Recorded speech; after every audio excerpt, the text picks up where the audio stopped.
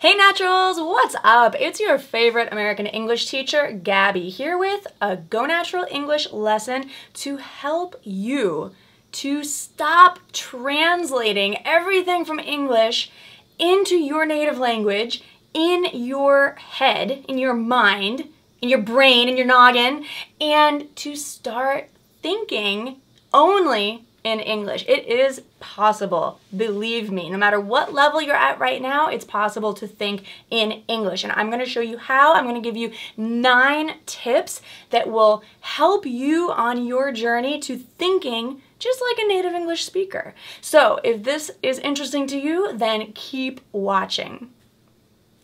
So first of all, what's the problem with translating everything into your native language before you come up with a response in English? Well, if you're in a conversation or some situation where you need to really process information quickly and be able to respond rapidly in an appropriate, timely manner, then you really don't have time to translate.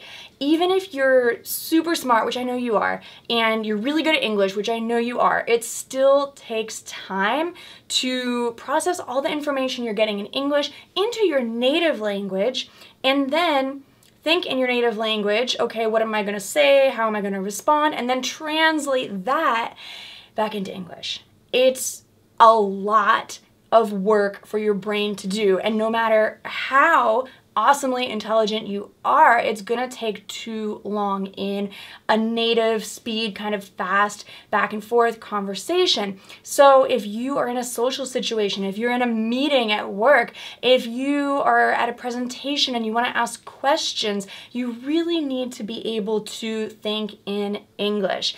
So the problem started with the way that we learn foreign languages. This happened to me when I was learning Spanish in the classroom. How did we learn? We learned through translating. With Spanish, I learned that 1 is uno and 2 is dos.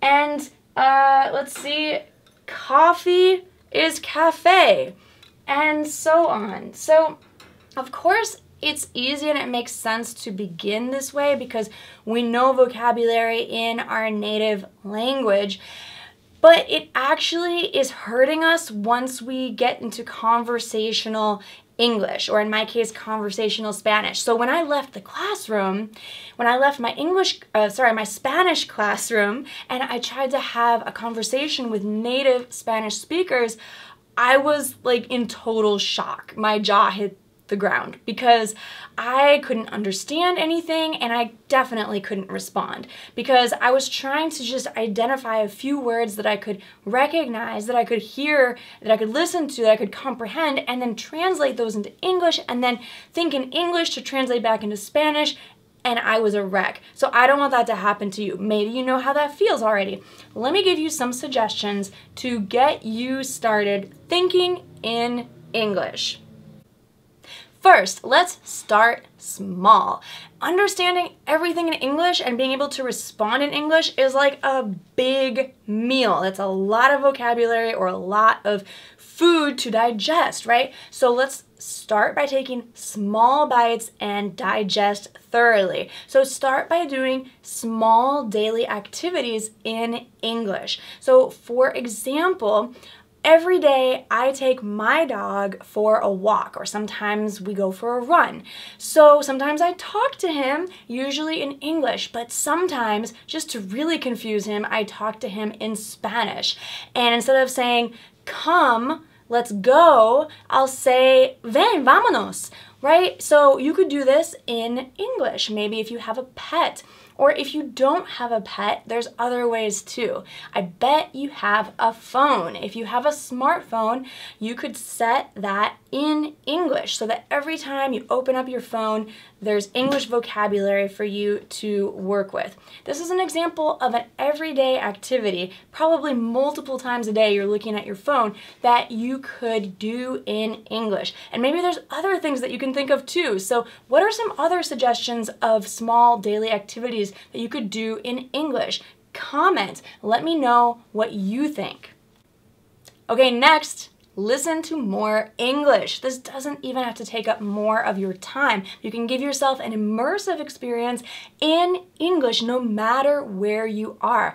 Open up your laptop or your smartphone and download some podcasts in English, or listen to internet radio, or put on a video on YouTube or on Netflix in English and play it in the background while you're doing other work that doesn't require intense focus. I love doing this when I'm just doing housework or like organizing stuff around my room or my office or whatever.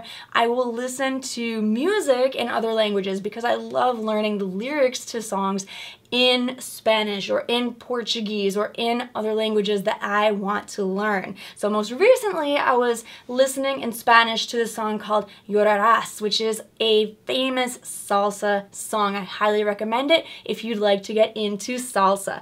But anyway, let me continue with tips for thinking in English.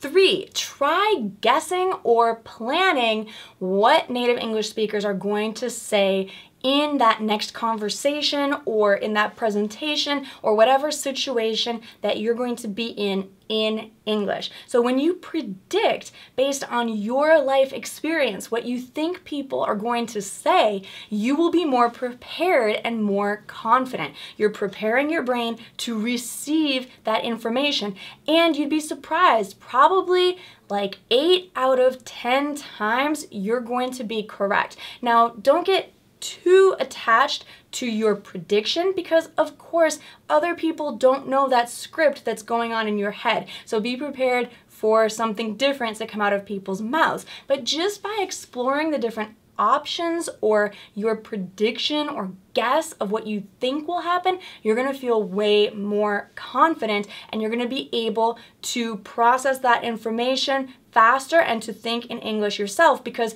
you're already thinking when you predict what's going to happen in a conversation.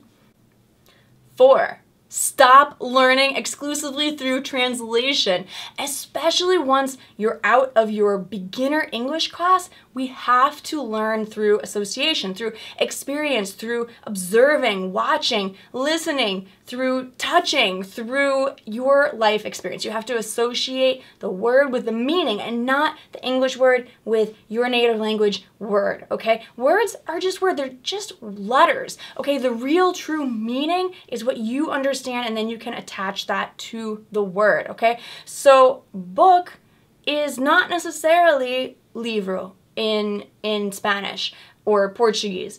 It's a thing with pieces of paper and writing that I can read and learn from. So I hope this is making sense, but you have to stop learning exclusively through translation.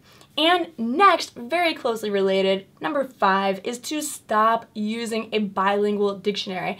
The best use of your bilingual dictionary, where there's English and then your native language, is actually as like a coaster where you put your coffee cup on top of your table so it doesn't leave a circle on your table. That's the best use for it. Because if you continue to use this bilingual dictionary to learn vocabulary in English, you're always going to be practicing translation. So just use that thing as a coaster or whatever and use a monolingual dictionary instead. Monolingual means one language, so English to English. And you're going to exponentially expand your English language vocabulary when you do this.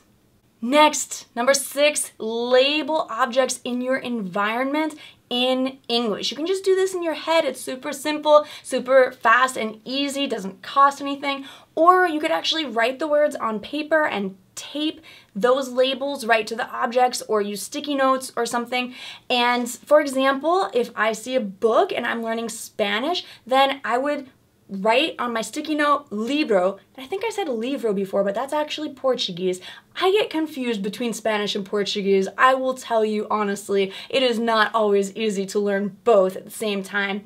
So anyway, libro is book if I'm learning Spanish, maybe livro if I'm learning Portuguese. Hey, if I'm learning Arabic, it's kitab. You can help me with my pronunciation in the comments. But put a label on everyday objects. This is really especially helpful for beginners intermediate level English learners, but it can be fun to do just to remind yourself to think in English at any level. Number 7, talk to yourself in English. When you talk to yourself out loud, it does so many good things for you. Not only are you going to practice your pronunciation, your speaking, your vocabulary, your fluency, but you are developing that thinking in English skill. So what kind of things should you say when you're talking to yourself out loud in English? And when should you do this? Well, first of all, I would suggest doing this perhaps in the privacy of your own home, maybe not around your coworkers or people that might think you've gone crazy. So what do you tell yourself? Well, you could ask yourself questions. For example, right now I'm thinking, what am I going to eat for lunch today? So if I am trying to improve my Portuguese, I might think to myself and say out loud, o que vou comer hoje para almoço? Yeah, I think that's right. If it's not, you can tell me in the comments. But it's okay if you make a mistake talking out loud to yourself. If your grammar's not perfect, if your pronunciation is not perfect, it's okay, because the point is not to be perfect. The point is for you to develop that habit of thinking and speaking the language. So it's totally okay. Just make a mental note of what you're not sure about. If you are not sure if you're supposed to use like the article the or whatever it is you're not sure about, and then you could ask someone, just like I asked you in the comments. You could ask your native speaker friend, your teacher, or do some research online. Another way I really love to talk to myself out loud in languages I'm learning is to sing a song. So I mentioned earlier that I was listening to a song called Llorarás, which means you will cry. Oh, it's kind of a sad song actually, but I love to actually sing that song when I'm just, doing house chores or walking my dog. I'll just be like, yeah, sé que tú no quieres que yo a ti te quiera. So I'm not a great singer, so I'm going to stop. But just to give you an example, that is what I love doing. And I might even mix in some salsa dance moves while I'm singing. 8. Just start thinking in English with a mantra or a motto or some phrase that just gets you started like on autopilot, automatically. So my phrase might be, I am improving my English every day. And I would say that in English out loud to myself, or just think it, okay? If I'm learning Portuguese, I might say to myself, bom dia, cada dia estou melhorando o meu português. Yes, okay, like with emotion is really important, really important. Even if I look crazy, it doesn't matter, it does help you and it lifts your spirits and it gives you energy to improve your language skills. Finally, number 9, our last tip to help you think in English is to just do a little bit each day.